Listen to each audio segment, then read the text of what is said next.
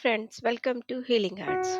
ये कहानी तब की है जब मैं 9th क्लास के एग्ज़ाम कंप्लीट करके जून की छुट्टियों के बाद एक छोटे से गांव से शहर आई अपने मामा के घर पर, क्योंकि उनका एक कंप्यूटर सेंटर था और मुझे कंप्यूटर चलाना आता नहीं था। तो पापा ने बोला कि थोड़ा कंप्यूटर सीख लेना।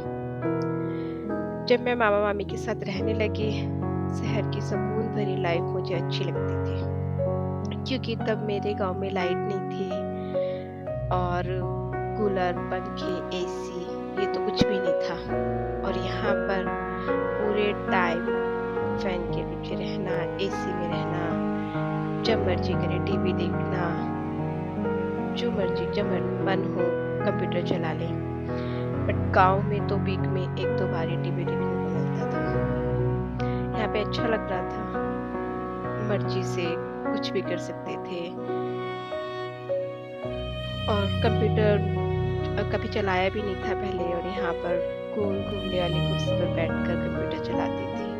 तो ऐसे मजे में कुछ दिन बीत गए। फिर एक दिन ऐसा टाइम आया मेरी लाइफ में जिसको मैं अभी तक भूल नहीं पाई। मेरे मामा के कंप्यूटर सेंटर के एक पार्टनर थे, वो भी मेरे दूर के रिश्ते में मामा ही लगते थे। वो अक्सर वहाँ आते थे। एक दिन सब बैच खत्म होने के बाद, सारे बच्चों के जाने के बाद, मैं अकेले कंप्यूटर रूम में बैठकर उस गोल गोल घूमने वाली कुर्सी पर बैठकर कंप्यूटर चला रही थी। तब अचानक से वो मामा आए और उन्होंने रूम्स की लाइट को ऑफ कर दिया और वो मुझे इधर उधर टच करने लगे। कभी नेक पर टच करते, कभी चेस्ट पर टच करते। मैं पूरी तरह से कांप गई थी, डरने लगी। मैं उनके हाथों से फिर भागकर मैं अपनी मामी के रूम में चली गई। वो सो रही थी, तो वो मामा उनके रूम में तो नहीं आए, बट वो बाहर से ही मुझे चॉकलेट, टॉफीज का लालच देकर बुलाते रहे। बट मैं इतनी डरी हुई थी कि मुझ में बाहर आने की हिम्मत ही नहीं थी, और ना ही मुझ में इतनी हिम्मत थी कि मैं अपनी मामी को ये सब बता पाती। अपने मन में ही मैं उनसे डरती रही और इतना डर लगता था मुझे उनसे कि 2 दिन बाद ही मैं अपने गांव वापस आ गई।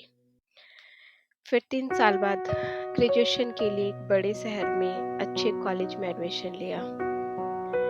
1 साल बीतने के बाद ग्रेजुएशन का, तब थोड़ी हिम्मत आई और सोचा कि अगर अब वो मामा मुझे मिलेंगे तो मैं उनकी सच्चाई सबको बता दूंगी। बट कुछ दिन बाद ही मुझे सुनने में आया कि उन मामा ने सुसाइड कर लिया है। किसी लोन या किसी कर्ज वगैरह में वो डूब गए थे, जिस वजह से उन्होंने सुसाइड कर लिया।